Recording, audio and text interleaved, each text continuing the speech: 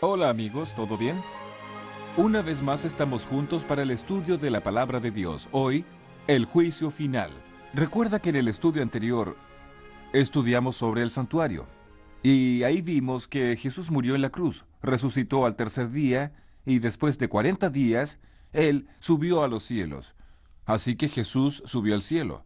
Él entró en el lugar santo del santuario celestial.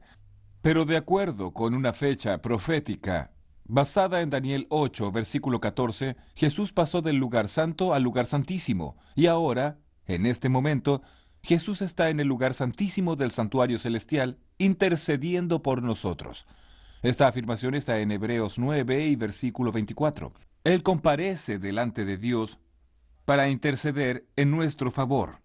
Ahora, ¿qué está haciendo Él exactamente ahora? Ahora Jesús está haciendo el trabajo ya del juicio, o sea, el juicio final ya comenzó y está dividido en tres partes. ¿Sabe? Algunas iglesias hablan sobre el juicio, algunas músicas populares y hasta música campestre también hablan sobre el juicio, y existe un rezo que habla también sobre el juicio. Usted debe conocerlo. Voy a rezar un poco para usted. ¿Está bien? Bien. Creo en Dios Padre Todopoderoso. ¿La conoce? Creador del cielo y de la tierra, y en Jesucristo su único Hijo, nuestro Señor, que fue concebido por obra y gracia del Espíritu Santo, nació de Santa María Virgen, padeció bajo el poder de Poncio Pilato, fue crucificado, muerto y sepultado, descendió a los infiernos. Al tercer día resucitó de entre los muertos, subió a los cielos e está sentado a la diestra de Dios Padre Todopoderoso. Desde allí ha de venir a juzgar a los vivos y a los muertos. Voy a parar por ahí. El rezo continúa, pero voy a parar ahí. Usted conoce ese rezo, ¿no? Pues él dice que Jesús está a la derecha del Padre, de donde vendrá para juzgar a los vivos y a los muertos. Hasta aquí está todo bien. El problema es que el rezo, las músicas y muchas iglesias no explican cómo será el juicio. Y es justamente esa explicación que tendremos ahora en la palabra de Dios, en la Biblia. Vea lo que está escrito en 2 de Corintios capítulo 5, versículo 10. El apóstol Pablo, inspirado por el Espíritu Santo, dice así: porque es necesario que todos nosotros comparezcamos ante el tribunal de Cristo, para que cada uno reciba según lo que haya hecho mientras estaba en el cuerpo, sea bueno o sea malo. En lo que me gustaría llamar su atención y destacar en este versículo es que todos nosotros compareceremos delante del tribunal de Cristo. Todos, ricos y pobres, reyes, gobernadores, presidentes, ministros, todos, personas blancas, personas negras, hombres, mujeres, personas de todos los niveles de la sociedad, de todos los tipos, de todas las posiciones, todos comparecerán en aquel día delante del tribunal de Cristo. O sea, en el juicio final, ningún alma escapará. Todos nosotros pasaremos revista delante de Dios. Y más, en ese juicio final no da para practicar soborno. O sea, si alguna persona es extremadamente rica y en la hora del juicio va a perder su salvación, y de repente ella resuelve hacer allí un soborno con Jesús y decir: Señor, ¿qué tal un cheque ahí? Un cheque especial para que me salves. ¿Sabe? Eso no existe. En el juicio de Dios, la justicia y el amor, y también la misericordia, triunfa.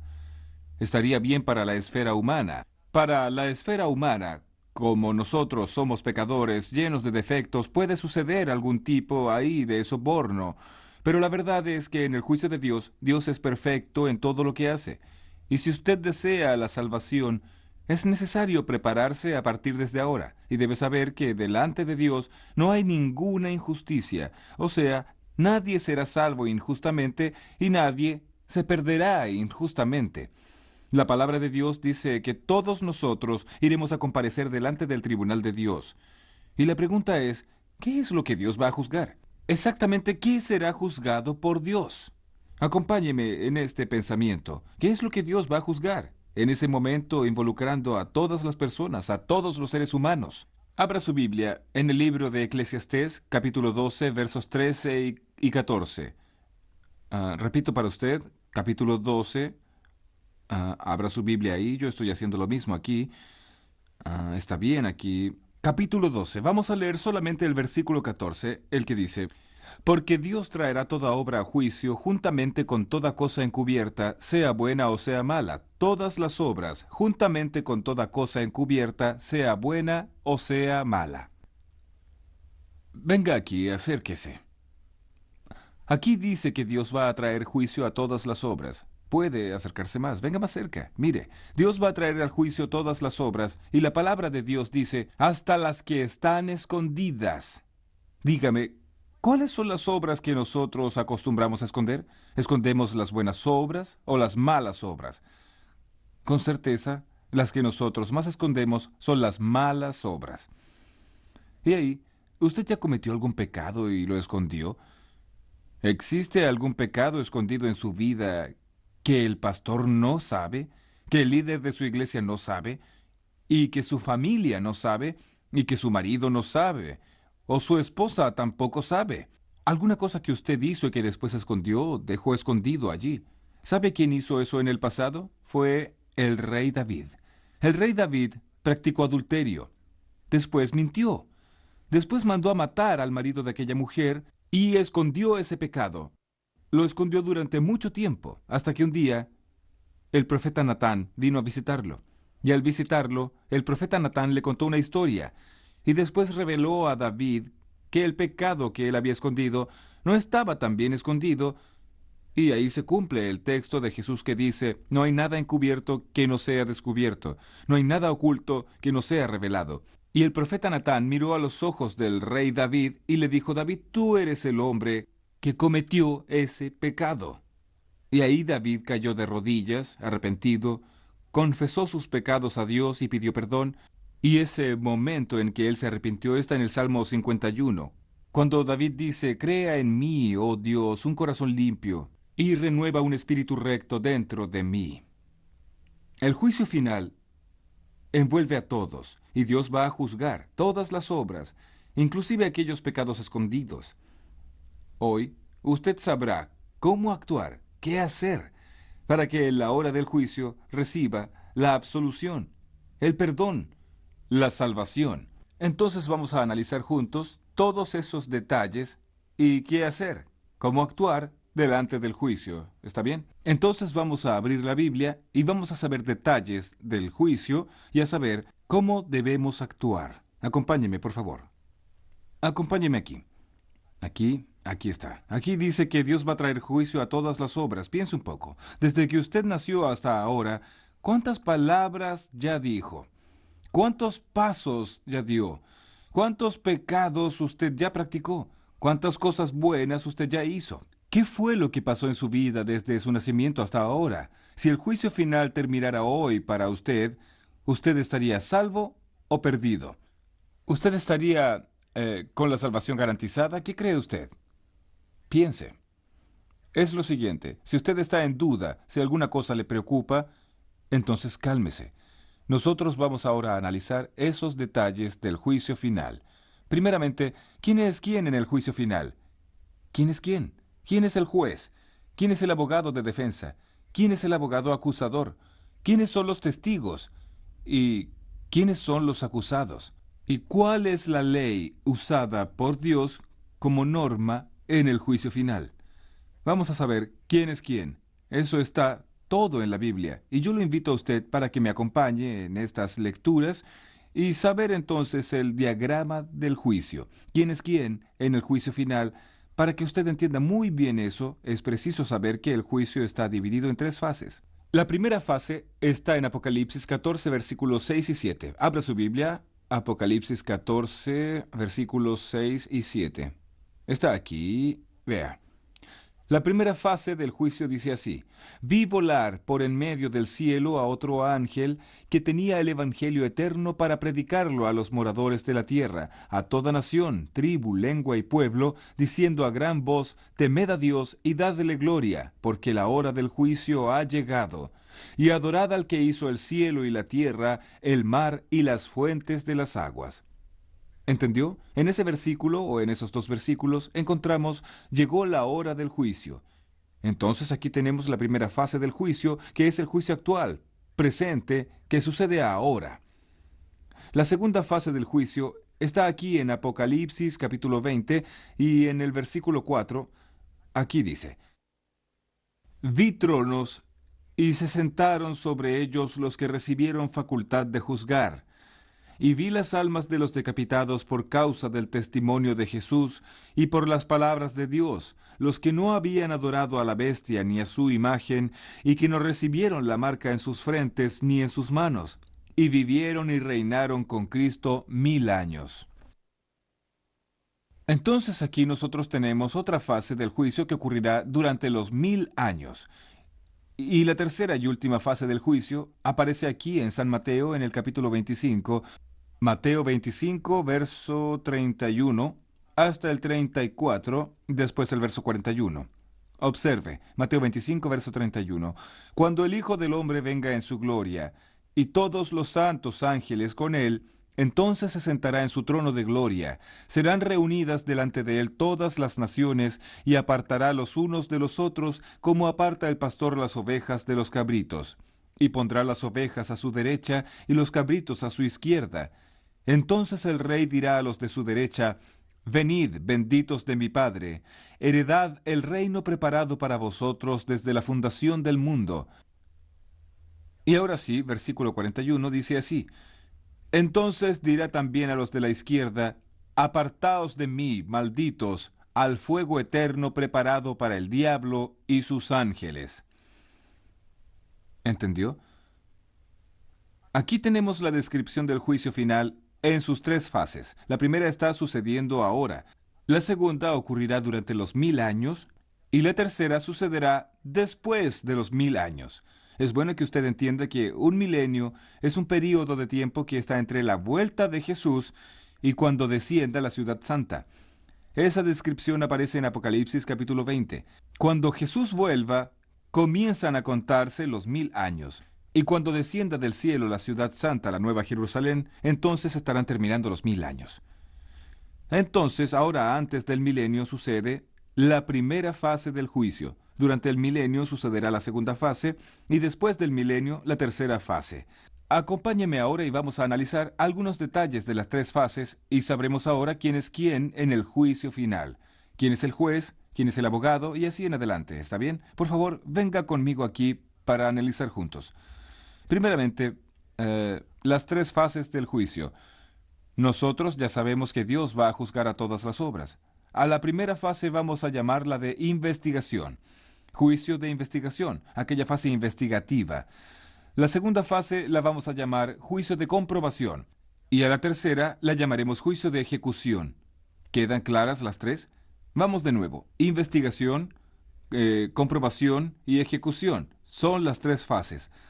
Recordando que la fase de investigación está sucediendo ahora y que la fase de comprobación ocurrirá durante los 1000 años y la tercera de ejecución ocurrirá después de los 1000 años.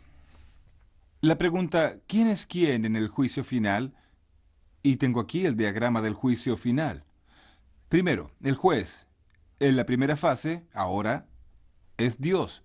Está escrito en el Salmo 50, versículo 6. Allí dice que Dios es el juez. En la segunda fase durante el milenio, el juez ya no es Dios. Quiere decir, Dios estará allí, actuando también, pero además de Dios, los justos, los salvos. Durante el milenio, allí en el cielo, actuarán como jueces. Está aquí en Apocalipsis 20, versículo 4, y 1 Corintios 6, versos 2 y 3, que dice: ¿O no sabéis que los santos han de juzgar el mundo? Entonces, en la segunda fase, los justos serán jueces. Conforme dice Apocalipsis 20, verso 4, cuando dice: Y vi tronos, y se sentaron sobre ellos los que recibieron facultad de juzgar. Entonces Dios dará autoridad de juzgar a un grupo de personas, y esas personas son los justos que fueron salvos y que estarán en el cielo durante el milenio. En la tercera fase del juicio, ¿quién es el juez? El juez será Jesucristo. Conforme dice Juan 5, versículo 22 y también 27. Allí dice: porque el Padre a nadie juzga, sino que todo el juicio dio al Hijo. Entonces, repitiendo, en la primera fase Dios es el juez, en la segunda fase los justos actuarán como jueces y en la tercera Jesús será el juez. Ahora, ¿quién es el abogado defensor en la primera fase? Primera de Juan, capítulo 2, versículo 1. Dice, ¿qué tenemos aquí en el versículo? Dice así: Hijos míos, estas cosas os escribo para que no pequéis. Y si alguno hubiere pecado, abogado tenemos para con el Padre a Jesucristo el justo. ¡Qué bendición!, ¿no? Entonces Jesús es nuestro abogado, defensor, hoy en la primera fase, ¿entendió? Dios es el juez y Jesús es el abogado en la primera fase. Y en la segunda fase, ¿quién será el abogado?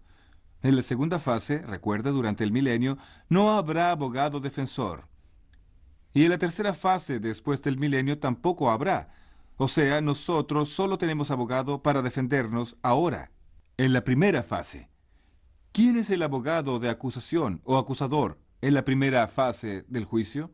En la primera fase del juicio, el abogado acusador es Satanás.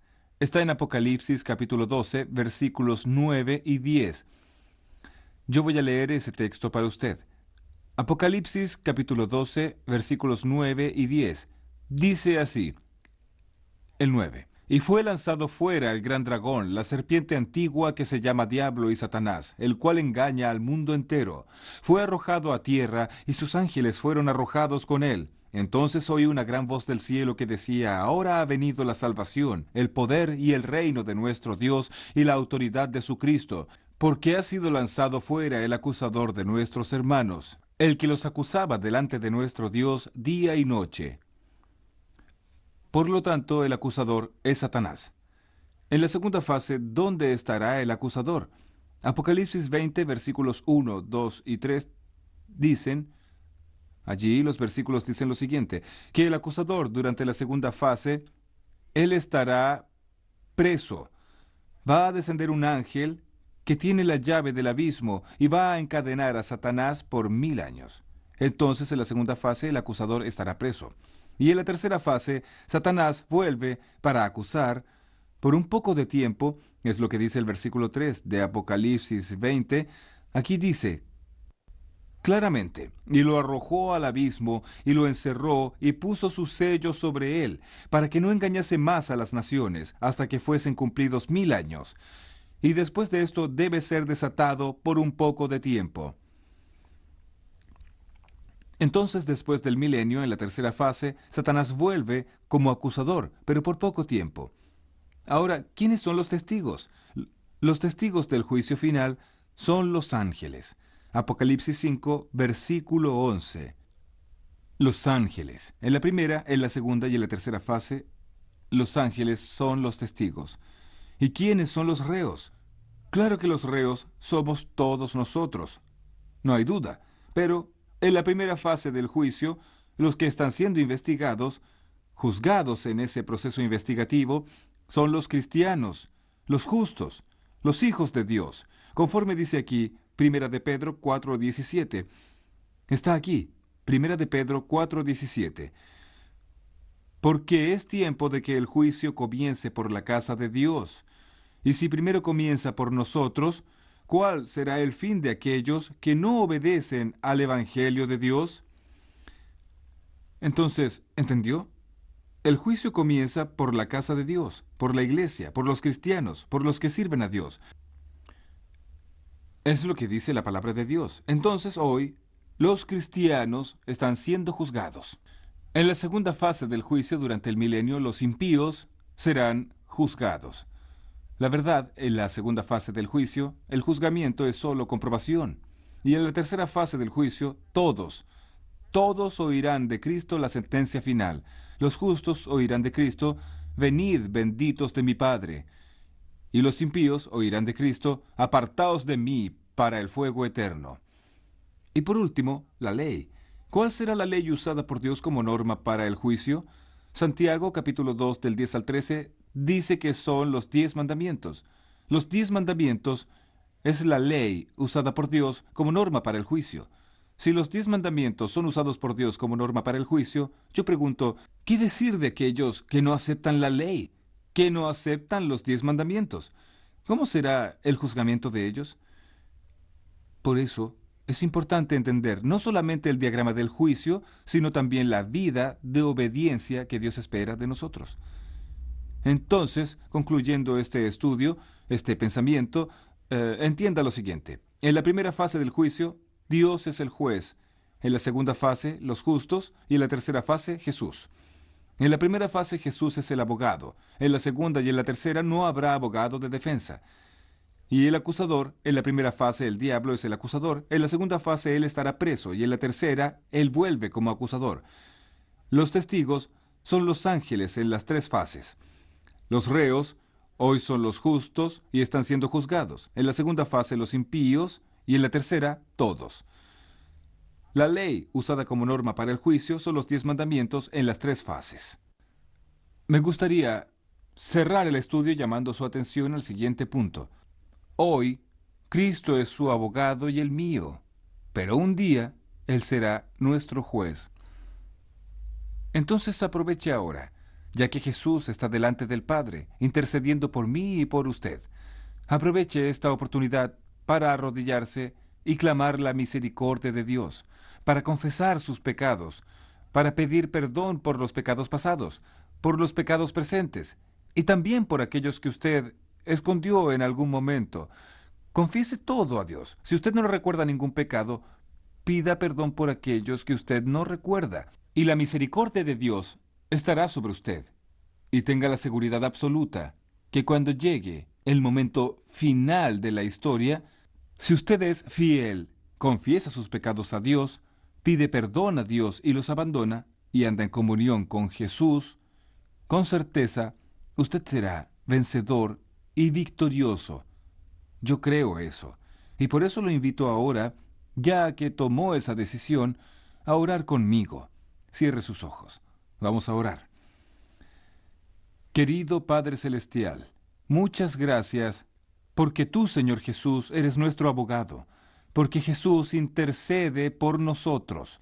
Muchas gracias por saber también que la sangre de Jesús nos purifica de todo pecado. Cuando llegue el momento de la decisión final de nuestra vida, que nosotros podamos estar preparados.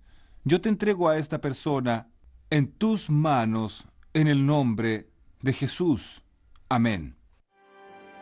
Tan solo hay un lugar en el trono de vivir, lugar de quien gobierna todo el ser.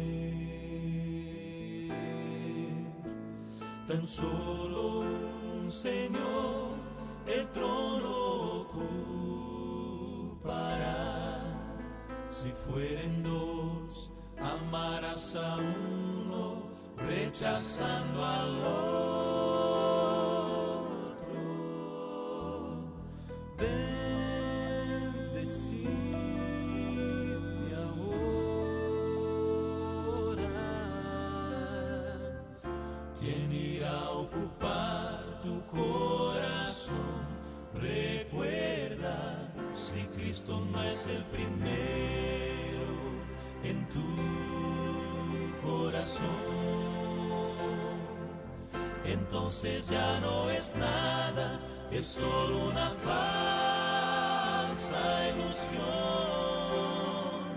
Pero si es el primero, si es tu compañero, motivo de tu existir, irás a vivir, irás a reír, irás a vencer.